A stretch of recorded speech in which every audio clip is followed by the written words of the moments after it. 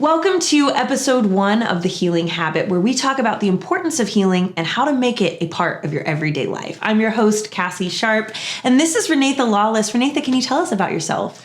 Well, I am board certified as a life coach and as a brain health coach. And healing is an important function for anyone to be able to succeed and move forward in life. So I'm excited to be here on The Healing Habit, talking about how we can integrate healing into every area of life. Yes, that's amazing. Well, I'm super excited to hear what you have for us today. Let's just jump right into it. Yeah. Okay. So Renatha, I think it would be really great to just start off this episode by talking about, what is healing and just how can we, incorporate it into our everyday lives? Well, interestingly enough, healing is a topic that means lots of different things to lots of different people. We are very fortunate that we live in a time and culture where healing isn't a word that's foreign. We talk about healing a lot, but if we don't have a basic foundation of what that word actually means, you and I could be having a conversation and be thinking about two completely different topics. Yes. So it's really important for us to have a baseline definition of the word so that we know exactly what we're talking about. So for this conversation today, healing is going to be defined as moving towards the completion or restoration of any injured part of you. Now, healing isn't just physical. We know that if someone breaks their leg, then they need to have their bone healed, or if they have a surgery, they need to heal after the surgery. But if we think about healing as any part of you that can be injured, you can heal mentally, you can heal emotionally, you can also heal physically, but you can also heal spiritually. Right. So there are lots of different types of healing. Now, there are also so many different types of injury. Right. So we often think about healing, again, in most cases, as a physical injury. All of us have had a scrape that needs to heal or a cut that needs to heal. But we don't necessarily take the same approach to the mental or emotional healing that needs to happen. And when we understand that injury can happen both mentally and emotionally, and we recognize that those areas that are unhealed are impacting our lives, then it causes us to start to look at our lives a little bit differently to see how healing can help me or any individual be able to move forward. Wow, that is profound. I love the way that you described that. My question then really is, so how do we recognize what part of ourselves need to be healed? Like, is it always every time that you have some form of an injury, is it always going to be emotional, physical, all the different areas that need to be recovered? Or is it just one area sometimes? I love this question so much because healing can be multi-layered. So I can have a physical injury that happened in an accident. And after having a physical injury, let's say, for example, someone breaks their leg. So they had an accident while they were running, they fell and they broke their leg. So they, of course, have a physical injury that's going to require that bone to be set, for even them to even maybe need stitches, depending on how bad the break is. So that can be a cast or a medical intervention is necessary for the physical healing. But then there also can be mental healing, because now there's a fear of running. Because every time you think about going out for a jog, there is an overwhelming fear or anxiety that what if this happens again? Then there also can be emotional damage that happens from this, that you have with that fear. There is a heightened emotionality where when you think about running, you feel it in your body, and that comes up as anxiety, which can lead to you having heightened emotions and heightened sensations. So healing can be multifaceted depending on the type of injury. And it's important for each one of us as we're walking on a healing journey to determine exactly what part of us is injured. Now, that can be doing a self-inventory where you begin to really look inward to see what are the parts of me that are impacted. So if my thinking is impacted around an issue, if I'm beginning to feel heightened emotions around an issue, and of course, if I have physical symptoms, then I can say that in those three areas, there has been injury that does require healing. Sometimes it's too difficult for you to determine exactly what areas of you need healing. this is a time that you need to invest in or connect with a competent mental health professional that can help you make the determination of the depth of healing and the type of healing that you may need. Yeah. That is so profound. I love that. See, when I first started on like my healing journey, something that I had to learn was there's different ways to heal different parts of ourselves. And I actually started working with a surf therapist, which was super unique because I remember my first time doing something for surf therapy. We did like a group therapy session and we all went out into the water for the very first time. I'd never surfed before. And, you know, all these fears come up, but you don't really know like why you have all these fears kind of circulating in your brain. We all got back together and we talked about what those fears were and also some things that we've been going through in our personal lives. And it was interesting to see that there's different ways to kind of approach the healing. So my question now is just what would you say is like the best way to heal something that is emotionally damaging? So that's a really interesting question. And it's a little bit difficult to answer because every single person is different. What you just described with surf therapy had a different approach to deal with a common problem. Use surfing, which is a physical activity, to help you come to terms with something that was happening internally. So there was an external approach to deal with an internal problem. And each person is going to respond to different types of therapies. So there isn't a sort of one size fits all approach to therapy or being able to help people in their healing journey. Now, what is interesting though, is that every single person, no matter who you are, if you're dealing with a mental and emotional issue, then there are going to be different things that will help you move forward. So a few foundational things to help anyone on their healing journey is going to be acknowledgement of an injury. Every single person is going to have to acknowledge that something has happened in order for them to be healed from it. Additionally, you've got to determine what feelings you do have about the injury. So sometimes it can be difficult to connect with your emotions about a situation. There are wonderful tools that you can find on the internet. One is a healing wheel, a feelings wheel. And so on this feelings wheel, it has all of these different emotions that you can look at to determine exactly what your particular feeling is about the situation. So you've got to determine what you feel. But there are also some impediments to healing that are common, that most people can find themselves stuck and not be able to move forward.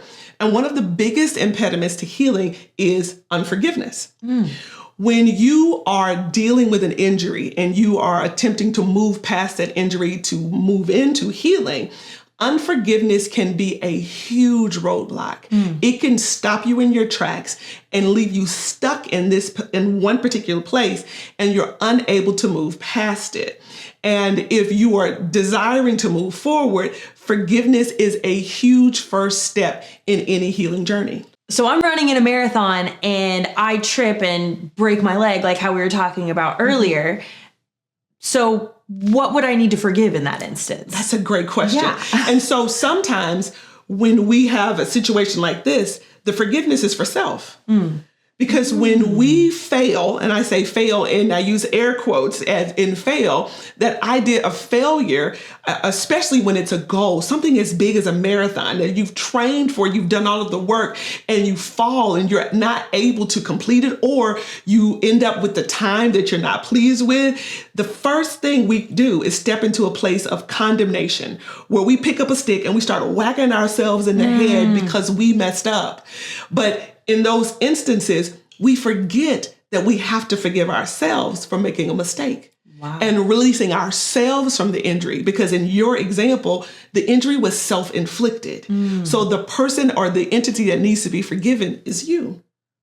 Wow. That is so interesting to think about. So when we are thinking about that first step in our healing journey being just forgiveness, what does forgiveness really mean? Because I feel like there's a lot of common misconceptions. Some people might think that it's reconciliation. Some people might think that it's completely just forgetting, forgive and forget. So what really, how can we define forgiveness for everybody listening to this today, so that we can move forward and really be on the same page? Yes. Well, forgiveness is a lot like healing. It means so many different things to so many different people. Right. And it's important for us to understand what forgiveness is so that we can walk into this amazing benefit, right? We don't often think about forgiveness as something that we can gain from. The confusion about forgiveness is that it's for someone else, but forgiveness is always for you. Now, if we go back to the example that I used in for healing, that there is some sort of injury. Many times that injury has taken place not at our own hands, but because someone has injured us. There are real situations where we can be victimized, where we can experience things that were not of our own making, had nothing to do with us. And we have to do the work after we've been injured of operating in healing.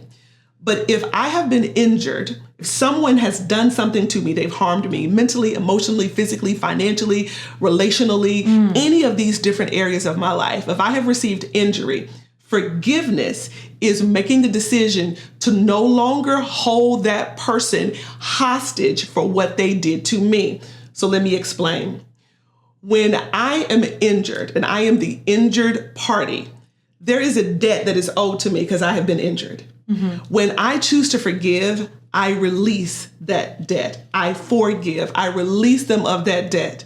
Now, some of the common misconceptions is that once the act of forgiveness has been entered into, that reconciliation or restoration needs to be the next step. And that is not true. There are some people that you have forgiven, you have chosen to no longer allow that situation to hold you and them captive, but that person is not safe. Right. And if they're not safe, I have to make sure that I am not entering into a relationship with someone that could potentially re-injure me. So it is about understanding that forgiveness is a decision, but it does not necessarily mean that reconciliation has to happen. Yeah. As we move forward, we'll talk about some of the impacts of unforgiveness and forgiveness and what it really means. But for today's purposes, just knowing that we get a chance to exit out of that injury and move towards healing as the first step of forgiveness.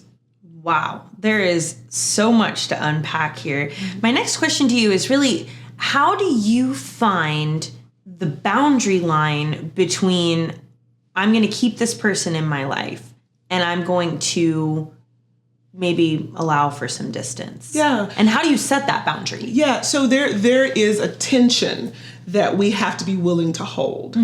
And so when I speak of it as tension, there is a way to forgive a person and to release them from the debt that they owe you for the injury.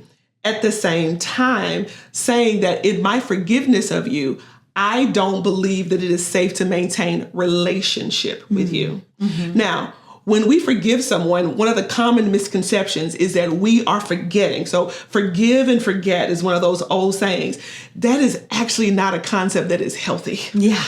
Because when I have had an injury from a person, I have information about you now. And now with that information, I have to now build relationship with you with this new piece of information about your capacity to harm me. Yes. And if I make a decision to forgive you, I still have to keep this information in mind as I move forward in relationship with you.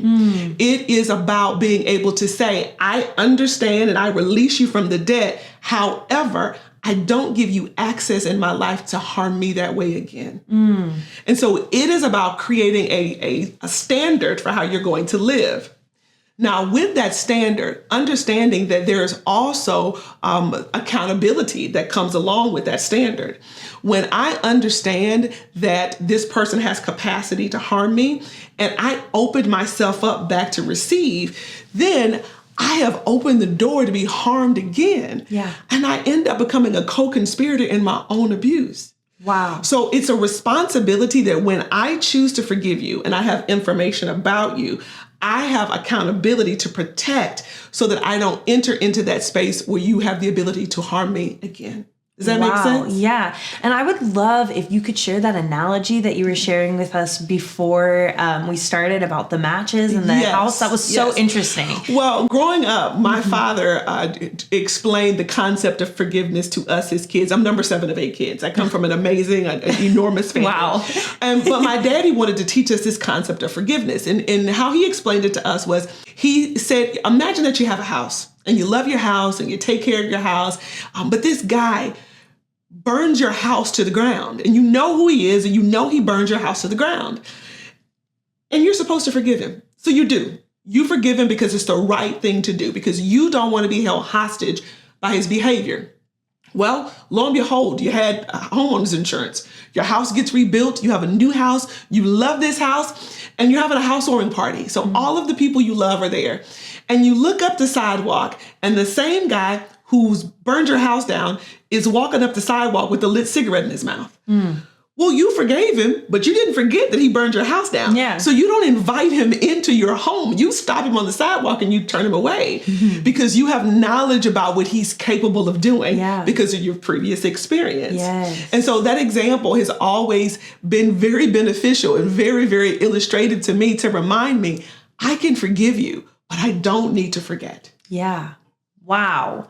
That is so great. How can we apply this to our everyday lives? Because I think we have little offenses that happen every single day, even if it's just somebody cutting us off in traffic. And, you know, on the way here, I was driving and there was somebody in front of me and they just weren't paying attention at the stoplight. You know, I'm like, you know, it wears on you. You carry that around with you, and then it affects, you know, it's like bumper cars, you know, then it affects the people that you interact with, and then they're walking around carrying that. So how can we stop that cycle? That's such a great question. Because here's the reality. Those little offenses are part of life. Yeah. To your point, we all have them, whether it's traffic, whether it is at the grocery store, whether it's at work.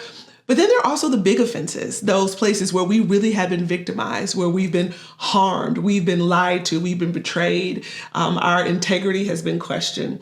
All of these things compound on top of each other. What we don't realize is that we really are repositories. So we're reservoirs hanging on to all of these offenses, and they pile up and pile up and pile up, and to the point where we walk around with stress, with anxiety, with depression, with high blood pressure, and all manner of issues that happen because of unforgiveness. What we don't know is that if we don't release these things, then they just remain in our hearts. And it actually ends up polluting our nervous system. So we become so bogged down and so weighed down by all of these little offenses that we don't understand the impacts that they're having on us. Yeah. So thinking about forgiveness really as a safety valve, as a way to release these pressures so that I'm no longer hanging on to them, but this forgiveness creates an exit for these things to move out of my life. Yeah. So how do we do that? I think that was your question. Yeah. So forgiveness is really a muscle that we have to exercise, right? When we decide to become a more forgiving person, it really is first a decision to become a more forgiving person. If we don't make that conscious decision to operate from a forgiving capacity, then it's not going to be something that we're going to do naturally. Yeah. Because here's the truth. There are some things that it doesn't seem reasonable to forgive. Some ways in which people are hurt, they've been damaged. It doesn't seem to make sense, especially if we falsely believe that unforgiveness is accountability. That if I forgive you, Whoa, I got chills with that comment. but that's what many of us believe. Yes. We believe that unforgiveness is holding that person accountable. Because if I forgive you, then it's almost as if you never did it. Yes. So how is that person ever going to be accountable? But we have to remember is that accountability is only happening in our head. It's not real. It's, what's that? I've heard this before. They say, it's drinking poison and expecting the other person to die, right? Yes, Yeah. absolutely. Yeah. So we are operating in a way that we are trying to hold somebody accountable with our internal process. Yes. It doesn't work. Wow. So when I believe that I am holding you accountable, then forgiveness seems impossible. Because how can I release you from this responsibility? Because what you did was wrong. But if I am choosing to move forward and operate in a way where I am constantly releasing, I'm no longer going to be a repository. I have made the decision that unforgiveness is too expensive. The first step is making that choice to forgive. Yes. Now, are there things that, because forgiveness is on a spectrum, there are things that are at the far end of the spectrum where we're talking about horrible, heinous, awful things that people feel the need to enter into a process of forgiveness. But I would submit to you that the process of forgiveness really begins with a choice to forgive. And as we're making the decision to first forgive, then we have the ability to choose to release what's being held with that same decision. Now, I can decide to forgive and still have to work through the emotions that come along with forgiveness. Because sometimes people will make a decision to forgive, but don't emotionally feel like they have forgiven. Well, the emotional forgiveness can be a process, but the decision to forgive, that's a choice. Right. So we enter into that choice to forgive, and then we move forward with acting as if we have forgiven. So when the thoughts begin to come back up, when the anger begins to come back up, you go, no, I've released that. I've forgiven that. Yeah. And that process leads you to become more forgiving. And as I mentioned earlier, forgiveness is like a muscle. You exercise it, and the more you use it, the stronger you become. And that's what we get to do. Yeah. We learn to forgive the smaller offenses on a regular occurrence and on a regular basis. Then we can move towards the bigger things. Wow. Okay, so some people listening to this might have the question, well, how do I know if I need to forgive? Because I know there were some instances in my life that for a while I was like, I've forgiven that person, but I couldn't say their name. Yeah. Oh, but like I couldn't like talk about what had happened. Yeah. Or maybe it was that I felt the need to talk about it. Yeah. So how do we know if we've forgiven somebody or if we still need to forgive them? And when that kind of comes back up again, it's like, okay, well, do I need to re-forgive? I think so. It's a multifaceted question. Yes, but I gave you a lot to talk about. Well, so but it's actually a really important one. Yes. Because many people don't understand that forgiveness has a macro level and a micro level. Okay. So let me explain. So let's say, for instance, it's a husband and wife. They're married, and the husband has an affair. The wife makes a decision to stay in the marriage, and she extends the macro view of forgiveness for the affair. She forgave her husband for having the affair. And she walked away saying, you know what? I want to move forward. They've gone through the necessary steps. They're in counseling. She has forgiven him. But she still finds that there's still anger and frustration. And she keeps saying to herself, but I've forgiven him. Why is that still there? Well, there are micro levels of forgiveness that still need to happen. Yeah. Because she forgave him for the affair, but now she has to forgive him for the loss of trust. Now she has to forgive him for the loss of safety. She has to forgive him for destroying her image of the marriage. She has to forgive him now that every time his phone rings and he walks away, she's wondering if he's talking to someone else. So these are the micro forgivenesses, the micro steps that are included in the forgiveness process. Because we can forgive the macro thing, but there are also small injuries that fall underneath it that we get to forgive as well. Now, here's the good thing. The macro forgiveness, that's the biggest one. That's the harder issue. So once we've forgiven them for the big thing, it's easier to forgive those micro issues that are comprised of the macro. Does that make sense? Yes. Yeah. Beautiful, beautiful answer.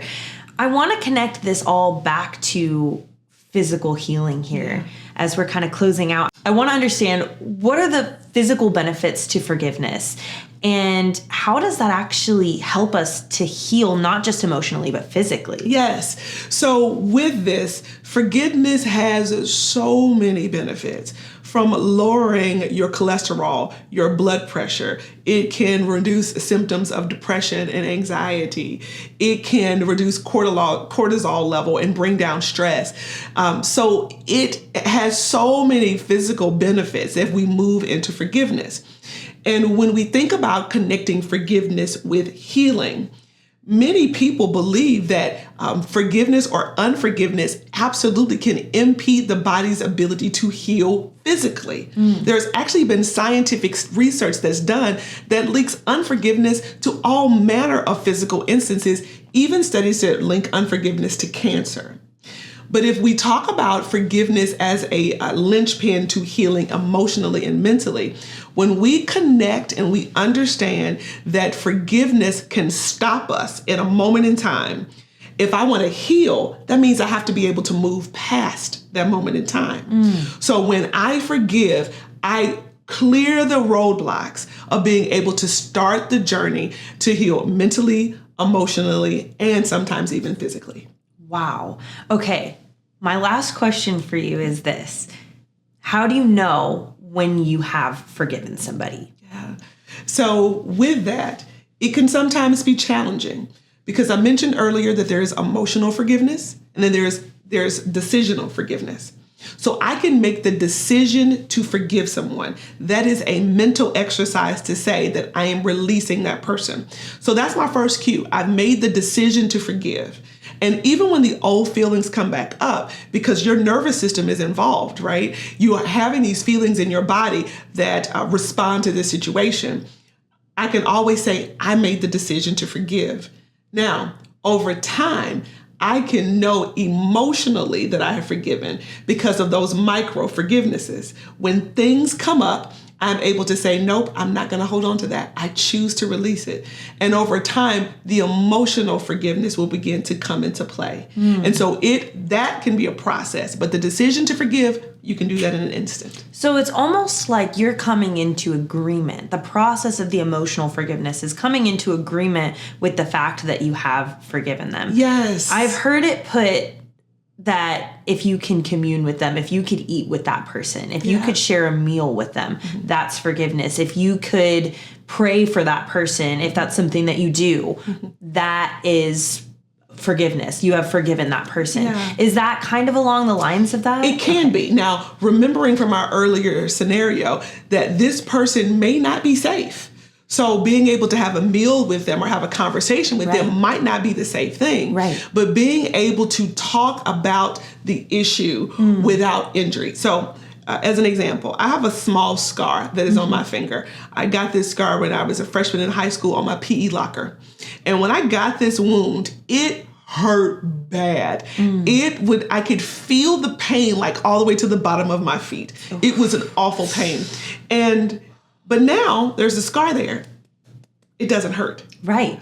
So I can have an injury that over time, when it is healed, I can talk about it and there is no feeling attached to it. Right. So that's when I know that I have entered into full healing and forgiveness. Wow. Yeah. That is beautiful. And I think that's such a great way to end the very first episode of the Healing Habit podcast. Thank you guys so much for listening. Again, I'm your host, Cassie, and this is Renatha. We are so grateful that you joined us today for our very first episode, and we hope to see you again next week. Bye.